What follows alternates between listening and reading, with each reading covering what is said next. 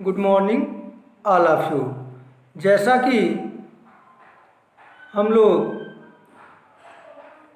कल के वीडियो में देखा कि स्नातक स्तर और विभिन्न प्रतियोगी परीक्षाओं और यूपीएससी और पीसीएस आदि परीक्षाओं के मुख्य परीक्षा के दृष्टिकोण से पूछे जाने वाले प्रश्न के क्रम में पहला प्रश्न 12वीं शताब्दी में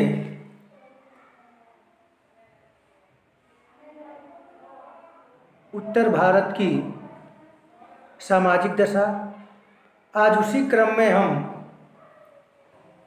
उत्तर भारत की 12वीं शताब्दी में आर्थिक दशा की विवेचना करेंगे।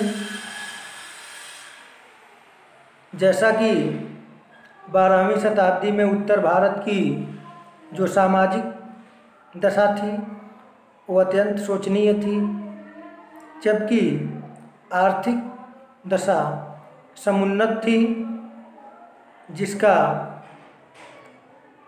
परिणाम यह हुआ कि भारत की आर्थिक संपन्नता से प्रेरित होकर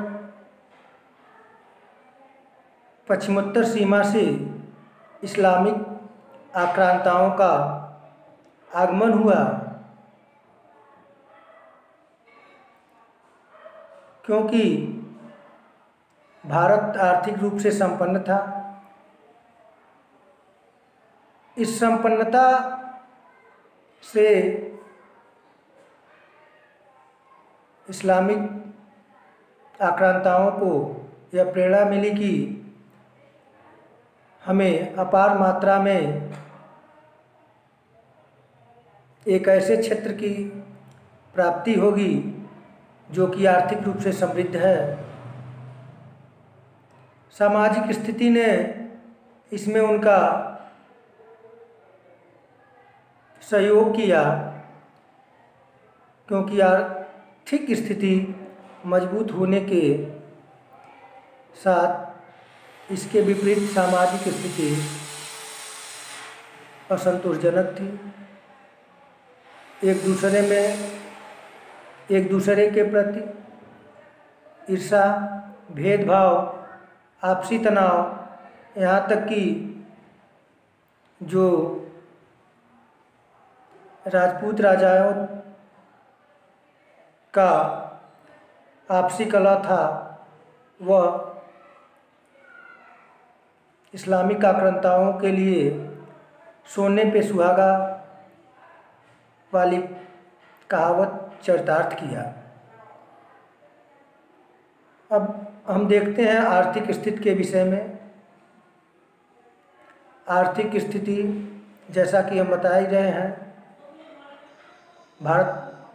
उत्तर भारत 12वीं शताब्दी में आर्थिक रूप से संपन्न था। उत्तर भारत की अधिकांशतः जनता गांव में निवास करती थी, जैसा कि आज भी भारत गांव का देश कहा जाता है। उस समय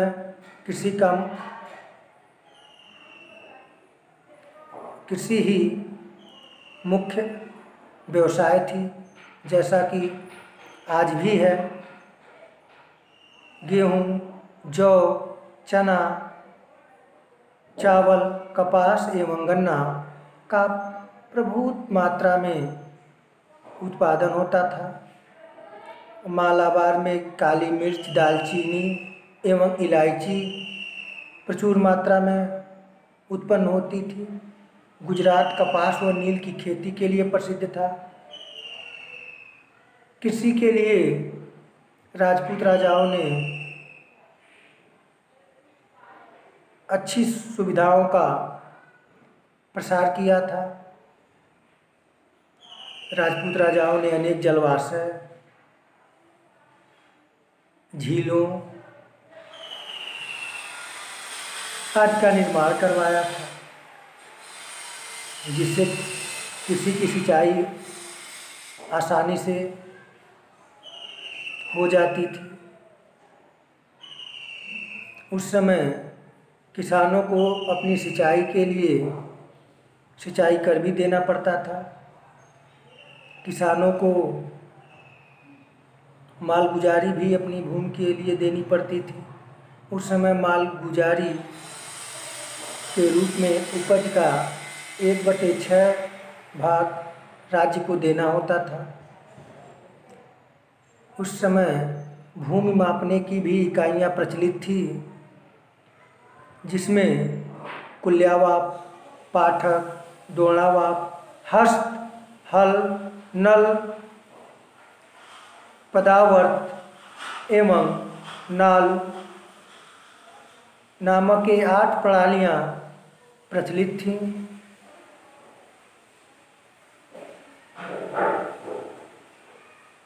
कुल्या अनाज नापने वाली एक टोकरी थी। एक कुल्या अनाज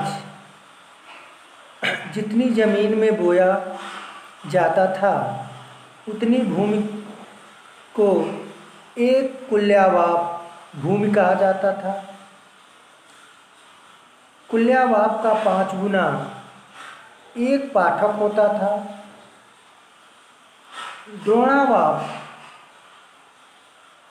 दोणावाप एक कुल्यावाप का 8 गुना होता था। एक हल से जितनी भूमि जोती जाती थी वह भूमि हल कहलाती थी। एक हल से भूमि से तात्पर्य 10 बीघा जमीन से था। एक हल से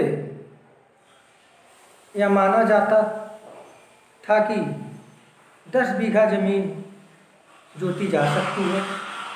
हस्त से तात्पर्य शासक के हाथ से था। बंगाल के सेन अभिलेख से नलमाप प्रणाली का उल्लेख मिलता है। निसंदेह नालू इसी प्रणाली का बिगड़ा नाम था। कृषि कर्म के लिए दराती, हल, फावड़ा आदि का प्रयोग होता था। कुल मिलाकर कहा जा सकता है कि 12वीं शताब्दी में कृषि कार्य करने के लिए अच्छी सुविधाएं उपलब्ध थीं। यदि हम उद्योग धंधों के विषय में प्रकाश डालें तो देखेंगे कि 12वीं शताब्दी में उत्तर भारत में उद्योग धंधे भी काफ़ी विकसित अवस्था में थे। सबसे प्रमुख वस्त्र उद्योग था। विदेशी यात्रियों के विवरण से हम यह देख सकते हैं कि उस समय काशी, भड़ौच, बंगाल, मगध, वत्स, कलिंग, कामरूप, गुजरात, मुल्तान एवं मदुरा वस्त्र उद्योग के प्रसिद्ध केंद्र थे। मथुरा सूती कपड़े के लिए एवं बनारस रेशमी कपड़ों के लिए प्रसिद्ध था। अरब यात्री सुलेमान ने बंगाल के मलमल की प्रशंसा अपने विवरण में किया है। बुनकर व्यवसाय, दर्जी का कार्य, कढ़ाई बुनाई एवं रंगरेजी भी विकसित अवस्था में थे। दूसरा प्रमुख उद्योग उस समय धातु उद्योग था। तांबा, पीतल, लोहा, सोना व चांदी का कार्य होता था। जबकि तीसरा खनिज उद्योग था। खनिज उद्योगों में भी मिश्रित धातुओं की प्रचुरता अधिक मात्रा में थी, जिन्हें शोधन करके शुद्ध किया जाता था। चौथा प्रमुख उद्योग शिल्प उद्योग था। शिल्प उद्योग में अफ्रीका से आयातित हाथी के दांत से अनेक कलात्मक वस्तुओं का निर्माण किया जाता था। हाथी दांत से निर्मित वस्तुएं चीन को निर्यात की जाती थी। बहुमूल्य पत्थरों पर नक्काशी का कार्य भी होता था। मिट्टी के बर्तन व स्वर्ण आभूषण के निर्माण में भी इस समय भारतीय कारीगर दक्ष थे। अब यदि हम व्यापार व वाणिज्य पर दृष्टि डालें तो देखते हैं कि 12वीं शताब्दी में उत्तर भारत में राजपूतों की पारस्परिक प्रतिद्वंदिता के कारण यद्यपि आवागमन के साधन सुरक्षित नहीं थे और एक केंद्रीय शक्ति के अभाव के कारण मार्गों में चोर एवं डाकुओं का आतंक भी व्याप्त था, किंतु इतना होते हुए भी 12वीं शताब्दी में उत्तर भारत व्यापार व वाणिज्य की दृष्टि से आगे ही था। आंतरिक एवं विदेशी दोनों प्रकार के व्यापार एवं वाणिज्य